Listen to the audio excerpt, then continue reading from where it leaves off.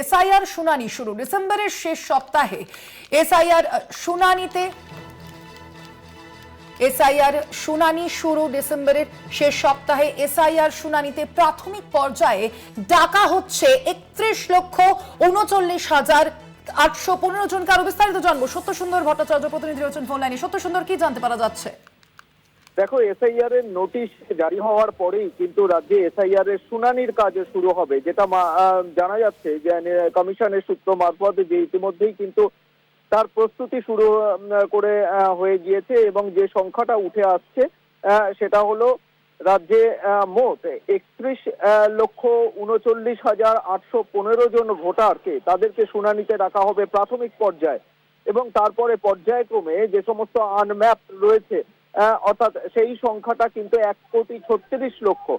সেইখান থেকেও যদি দেখা যায় যে তথ্যের অসঙ্গতি রয়েছে বা কোথাও গিয়ে তাদের যে সমস্ত তারা যে সমস্ত এই জমা দিয়েছেন এনুমারেশন ফর্মে, সেই জায়গায় গিয়ে কোথাও গিয়ে তাদের একটা ম্যাপিং করা যাচ্ছে না, সেইখান থেকেও কিন্তু তাদের শুনানিতে ডাকা হতে পারে। তবে প্রাথমিকভাবে যে সংখ্যাটা উঠে আসছে সেটা হলো 31,39,815 জন ভোটার, তাদেরকে ডাকা হবে এবং ডিসেম্বরের শেষ সপ্তাহেই শুনানি শুরু হতে পারে এমনটাই কিন্তু মনে করা হচ্ছে। তার কারণ এই শুনানি নিয়ে ইতিমধ্যেই নির্বাচন কমিশনের তরফে একটা স্ট্যান্ডার্ড অপারেটিং প্রসিডিওর অর্থাৎ এসওপি তৈরি করা হবে এবং এই শুনানির দায়িত্বে থাকবেন একদিকে যেরকম ইআরও ইলেকটোরাল রেজিস্ট্রেশন অফিসার, সেই সঙ্গে এই ইআরও অ্যাডিশনাল আরো 2800 জন এই ইআরওকে নিয়োগ করা হয়েছে। ফলে একেবারে বিধানসভা ভিত্তিক বুথ ভিত্তিক এই শুনানি প্রক্রিয়া শুরু হবে।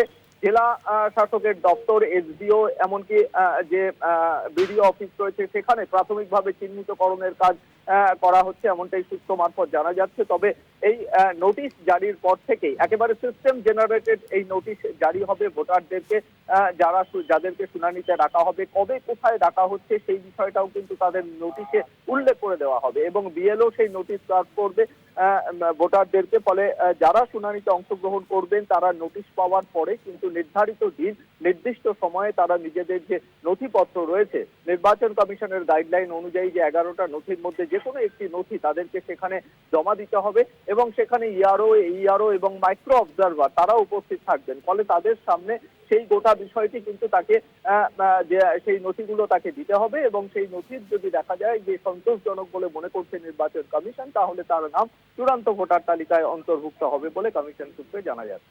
ধন্যবাদ সত্যসুন্দর।